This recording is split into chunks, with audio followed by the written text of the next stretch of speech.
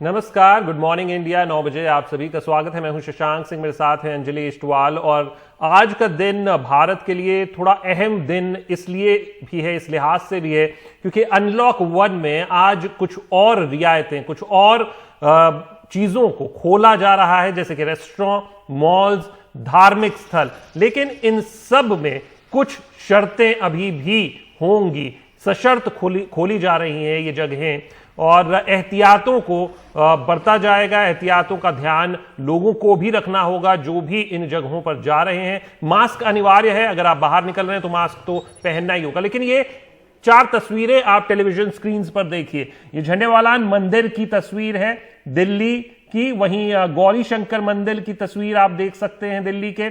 ये लखनऊ के ईदगाह की तस्वीर भी हम आपको दिखा रहे हैं, और साथ ही गुरुद्वारा बंगला साहिब दिल्ली।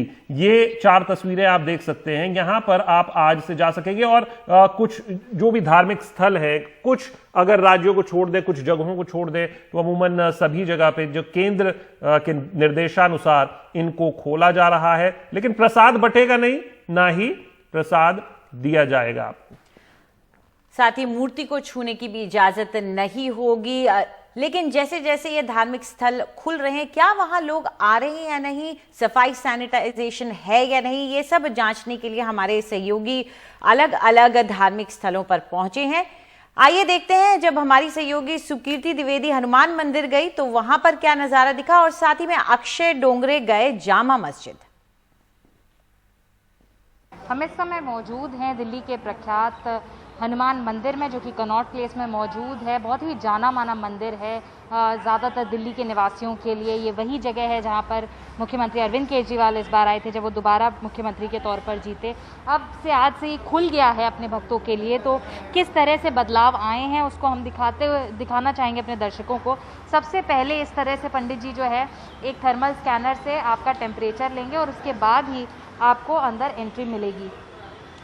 अब ये जो मंदिर है, इसमें कई तरह के कदम उठाए गए हैं। आप देख सकते हैं कि जैसे जैसे हम अंदर चलना शुरू कर रहे हैं, हर थोड़ी दूर पे एक धारी है, ये निर्धारित करने के लिए कि आपको कितना डिस्टेंस बना के रखना है। अब आगे आते ही ये एक शू सैनिटाइजर मैट है और एक डिसइंफेक्शन पैनल इस तरह से पूरा बनाया गया है। इसके अंदर आप आते हैं, आपके ऊपर इस तरह से छिड़काव होता है डिसइंफेक्टेंट्स का, और उसके बाद ही आप आगे बढ़ते हैं। अब हम आगे बढ़ते हुए अगर आपको दिखाएं तो यहाँ पे जो सीढ़ियाँ हैं उन तक पे काफ़ी ज़्यादा डिस्टेंस बनाया गया है। हर 2 सीढ़ी छोड़ करके एक सीढ़ी पर धारी बनी हुई है। इसका मतलब ये है कि आपको इतना डिस्टेंस मेंटेन करके ही सीढ़ियों पे चलना है। सीढ़ियों तक पे आप भीड़ नहीं लगा सकते हैं। इसके आगे अगर हम आएँ तो मेन जो मूर्तियों वाला एरिया है उसकी तरफ जब आप जाते हैं तो हर थोड़ी दूर पे इस तरह के चौखाने बनाए गए हैं। ये देखिए, ये जो स्क्वायर्स हैं वो ये निर्धारित करने के लिए कि यदि आप यहाँ पर लाइन भी लगा रहे हैं तो दूरी बना करके लाइन लगाएं इस तरह से।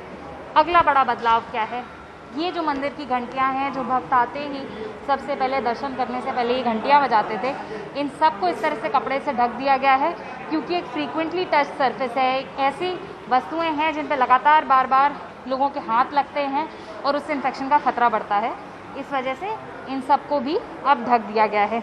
आप आगे आते जाएंगे, यहाँ पर मेन मूर्तियाँ हैं मंदिर की।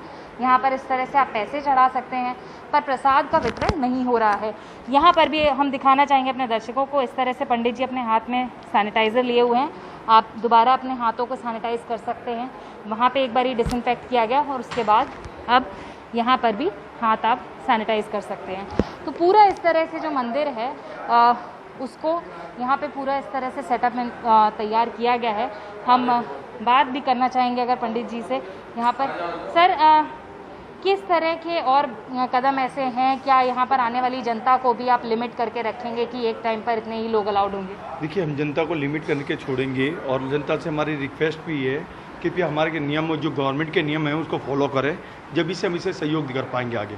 जनता के और लोगों से भाव भी है भगवान के प्रति, पर लोग जैसे हम जो गवर्नमेंट की गाइडलाइन है 10 मंदिर कैपेसिटी 5 की उसी हिसाब से छोड़ा जाएगा, और खाली भगवान के दर्शन करके मंदिर के अंदर से वापस एक कुछ सेकंड के बाद मंदिर से उनको बाहर करेंगे। इस वक्त हम दिल्ली की एक बेहद ही ऐतिहासिक और खूबसूरत जगह पर मौजूद है। हम हैं इस वक्त जामा मस्जिद में, जो तकरीबन 2.5 महीने बाद आज से लोगों के लिए, नमाजियों के लिए खुलने जा रही है। ये पूरे के पूरे लॉकडाउन के दौर में जामा मस्जिद और कई अन्य धार्मिक स्थल बंद रहे थे, लेकिन अब सरकार ने ये फैसला लिया है कि लोगों के लिए, जो श्रद्धालु है, जो लोग यहाँ पर दुआ मांगना आना चाहते हैं या फिर जो भगवान के सामने जाना चाहते हैं, उनके लिए ये मस्जिदें, मंदिर, चर्च, गुरुद्वारे सब खोले जाएंगे। तो जामा मस्जिद भी आज से खुलेगी, लेकिन कई सारे एहतियात यहाँ पर बरते जा रहे हैं, कई सारे यहाँ पर ऐसे बदलाव करे गए हैं जो कोरोना वायरस के दौर के चलते ऐसे एहतियातन लोगों में दूरी बनी रहे। यहाँ पर जो हम आपको नल दिखा रहे हैं, यहाँ पर इनके बीच में दूरियां बनी रहे। यहाँ पर देखेंगे ये जो पीले रंग के निशान करे गए, यहाँ पर आप इन नलों को यूज़ नहीं कर पाएंगे, इस्तेमाल नहीं कर पाएंगे और केवल यहाँ पर ऑल्टरनेट एक छोड़कर दूसरे नल को ही आप इस्तेमाल कर पाएंगे। ये खास तौर पे इसलिए रखा गया है कि लोग अगर ज़्यादा आ जाते हैं तो उनके बीच में एक तरह की दूरी बनी रहे। उसके अलावा भी कई सारे यहाँ पर बदलाव है। जब यहाँ पर नमाज लोग अदा करेंगे तो और एक लाइन छोड़कर लाइनें बनेंगी, यहाँ पर थोड़ा थोड़ा सबके बीच में डिस्टेंस रखा जाएगा ताकि बहुत ज़्यादा भी अगर लोग आना चाहे और बहुत ज़्यादा भी लोग आ जाए तो भी उनके बीच में पूरी तरह से दूरियां बनी रहे। अभी हम आपको दिखाने जा रहे हैं, ये है वज़ू खाना। ये यहाँ पर लोग पहले आते थे, वज़ू करते थे। ये है हौज़ यहाँ पर है, इसको पूरी तरह से अब सुखा दिया गया है ताकि लोग यहाँ पर आकर इसे इस्तेमाल ना कर पाए। और ये एक एहतियातन फैसला लिया गया है कि अगर लोग यहाँ पर इसको इस्तेमाल करेंगे तो एक संक्रमण का डर यहाँ पर फैल सकता है, संक्रमण हो सकता है लोगों के बीच में। तो इसको ये दिखाया जा रहा है, ये हम आपको दिखा रहे हैं कि ये पूरी तरह से अब सुखा दिया गया है और आज से 12:40 से लोग यहाँ पर नमाज अदा करने आ पाएंगे। और ये सिर्फ ऐसे कुछ फैसले लिए जा रहे हैं कि हालांकि ये खोला जा रहा है, सारे के सारे धार्मिक स्थल खोले जा रहे हैं, लेकिन ऐसा ना हो कि लोग यहाँ पर टूरिस्ट स्पॉट समझकर आने लगे। तो सिर्फ और सिर्फ नमाजियों के लिए जामा मस्जिद खोली जाएगी आज से। कोई भी जो लोग जिनको नमाज अदा नहीं करनी है उनके लिए दरवाजे फ़िलहाल के लिए बंद रहेंगे। कहा जा रहा है कि सिर्फ नमाज से पहले अब जामा मस्जिद के दरवाजे खुलेंगे, लोग आएंगे, नमाज पढ़ेंगे, उसके बाद वापस पूरी जामा मस्जिद को खाली करवा दिया जाएगा, जिसके बाद ये पूरा इलाका दोबारा से सैनिटाइज किया जाएगा। उसके अलावा लोगों से ये कहा जा रहा है कि जब वे यहाँ पर आए तो मास्क पहनकर आए, सैनिटाइज़र लेकर आए और ये बहुत ज़रूरी होगा। यहाँ पर पहले जो कॉमन एक दरी बिछाई जाती थी वो अब नहीं रहेगी। यहाँ पर ये बोला गया है लोगों से कि अपनी अपनी दरिया लेकर आए नमाज अदा करने के लिए। तो ये भी एक ऐसा फैसला है कि लोग एक ही दरी को बार बार इस्तेमाल ना करें जिससे संक्रमण को रोका जाए। इसके अलावा भी कुछ ऐसे फैसले यहाँ पर लिए गए हैं, जैसे कि यहाँ से अनाउंसमेंट करी जाएगी कि अगर जो बूढ़े हैं, बच्चे हैं, जो लोग बीमार हैं, उनको आने की ज़रूरत नहीं है, वो घर पर रहे, घर से ये नमाज अदा करे। तो ये कुछ ऐसे फैसले हैं जो ये सुनिश्चित करेंगे कि ज़्यादा लोग यहाँ पर जमा ना हों।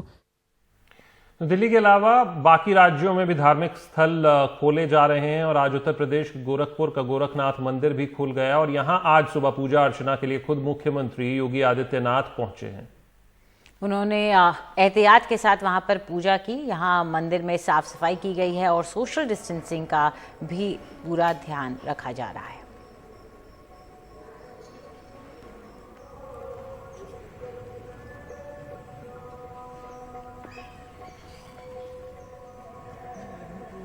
दिल्ली सरकार के अस्पतालों में दिल्ली में ही रहने वालों का इलाज होगा। कल दिल्ली के मुख्यमंत्री अरविंद केजरीवाल ने इसकी जानकारी दी। उन्होंने कहा कि दिल्ली में केंद्र सरकार के अस्पतालों में सबका इलाज होगा। दिल्ली सरकार ने यह भी कहा है कि दिल्ली के प्राइवेट अस्पतालों में अब सिर्फ दिल्ली वालों का ही इलाज होगा। साथ ही इन अस्पतालों में दिल्ली सरकार की ओर से एक सीनियर नर्सिंग अधिकारी भी नियुक्त किया जा रहा है जो इन अस्पतालों पर नजर रखेगा।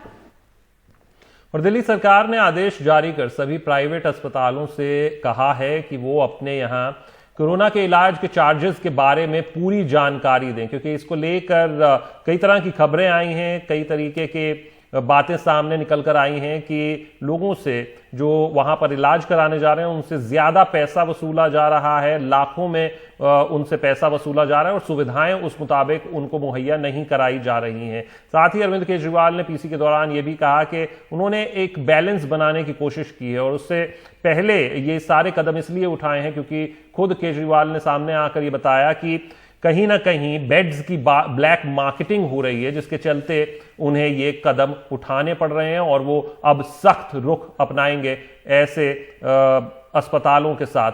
और खर्च की जानकारी को लेकर भी उन्होंने अस्पतालों से, इन प्राइवेट अस्पतालों से साफ कहा है कि ना सिर्फ वो इसकी जानकारी सरकार के पास मुहैया करवाएं कि क्या चार्जेस वो ले रहे हैं, बल्कि अलग अलग जगहों पर अस्पताल में ही डिस्प्ले बोर्ड्स के जरिए क्या इलाज है, किसके लिए कितना खर्च होगा, इसको भी वहां पर वो मुहैया कराएं ताकि लोगों के लिए वो साफ तौर पर देखा जा सके, वो जाकर वहां पर देख सके कि किस इलाज का कितना पैसा, और किसी को ठगा ना जा सके, किसी को ज्यादा पैसा ना लिया जा सके। शरद शर्मा हमारे साथ जुड़ चुके हैं। शरद, ये कदम दिल्ली सरकार ने अब उठाए हैं और ये लगातार, ये पहला दिन नहीं है। कल एक खबर जरूर आई सामने, लेकिन ऐसी बहुत सी खबरें लंबे समय से आ रही थी कि लोगों से ज्यादा पैसा वसूला जा रहा है और कहीं ना कहीं लोग ठगा महसूस कर रहे हैं जब सुविधाएं अंदर देखते हैं। कोविड के नाम पर लोगों को बेवकूफ तक बनाया जा रहा है। अब ऐसे में ये कदम तो उठा लिए गए हैं, लेकिन इसको, जैसे कि असर इसका कितने दिन में देखने को मिलेगा, क्योंकि अभी तक कदम दिल्ली सरकार उठाती है लेकिन उसका असर, जमीनी हकीकत वहां पर दिखाई नहीं देता। शशांक, आपको याद होगा हम पिछले 2-3 दिन से लगातार इस बात पर चर्चा कर रहे हैं कि सरकार क्या कार्रवाई कर सकती है निजी अस्पतालों के खिलाफ। तो ये जो कदम है ये कार्रवाई ही है। ये देखने में ऐसा लग रहा है कि सरकार ने सिर्फ पूछा है, लेकिन सरकार का पूछना ही ये हो जाता है कि इसका मतलब सरकार जो है उसकी मंशा कुछ और है। ये भी संभावना है कि कहीं सरकार कोरोना के इलाज के लिए प्राइवेट अस्पतालों में कहीं रेट तो तय नहीं करने वाली है। ये चर्चा जो है प्राइवेट अस्पतालों में चल रही है, क्योंकि रेट मांगने का ही मतलब ये होता है जो डीजीएचएस जिसको रेट्स भेजने के लिए कहा गया है, जो शेड्यूल ऑफ चार्जेस भेजने के लिए कहा गया है, जो डीजीएचएस है वो रेट ही तय करता है, तो उसको भेजने के लिए कहा गया है। तो इसीलिए ये कार्रवाई के तौर पर देखा जा रहा है। और केवल यही नहीं, जैसा मुख्यमंत्री ने कहा भी था कि एक मेडिकल प्रोफेशनल की तैनाती की जाएगी अस्पतालों में, तो उसका भी आदेश दिया गया है। जो सरकारी अस्पताल हैं जो कोरोना के इलाज में लगे हुए हैं, उन्हीं को यह जिम्मेदारी दी गई है कि अपने यहां से एक सीनियर नर्सिंग ऑफिसर को वो जो प्राइवेट अस्पताल कोरोना का इलाज कर रहे हैं वहां पर तैनात करें। तो जब मरीज वहां पर आएंगे उनका स्पेसिफिकेशन भरा जाएगा कि इनको कोविड पॉजिटिव है या क्या सिम्टम्स हैं, इनका ऑक्सीजन लेवल क्या है, रेस्पिरेटरी रेट क्या है, सारा देखकर उसके बाद वो जो नर्सिंग ऑफिसर है वो ये तय करेगा कि इस व्यक्ति का यहां पर एडमिट होना चाहिए या नहीं होना चाहिए। क्योंकि शिकायत ये भी आ रही है कि खासतौर से प्राइवेट अस्पताल जो हैं वो एसिम्प्टोमेटिक लोगों को भी अपने यहां भर्ती कर रहे हैं, जबकि ये मना किया गया है कि प्राइवेट ये जो अस्पताल हैं ये सिर्फ गंभीर जो मरीज हैं उनके लिए इनको रखा गया है। जिनको सिम्टम्स नहीं है या हल्के लक्षण है उनको घर में रखा जा सकता है। तो ये सरकार की तरफ से कार्रवाई की तरह ही इसको देखा जाना चाहिए और उम्मीद करनी चाहिए कि प्राइवेट अस्पताल जो लाखों रुपए वसूल रहे हैं वो कम से कम इस समय मरीजों की इस मुश्किल घड़ी में उनका फायदा नहीं उठाएंगे। जी, इस पूरी जानकारी के लिए शुक्रिया आपका। तो दिल्ली सरकार अस्पतालों पर कस रही है नकेल।